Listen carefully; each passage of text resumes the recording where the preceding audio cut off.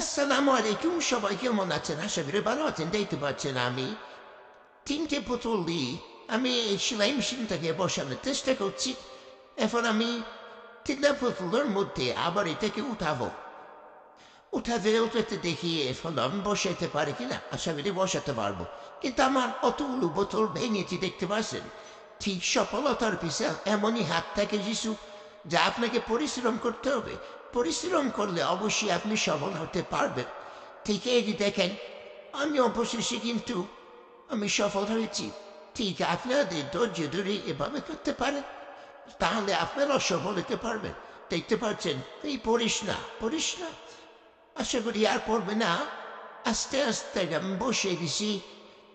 এই যে আর পড়বে না আশা করছি, দেখতে পাচ্ছেন আমিও পারছি। ঠিক আপনারা পারবেন, ধৈর্য ধরবেন, আশা করি সবাই পারবেন। ধন্যবাদ সবাইকে।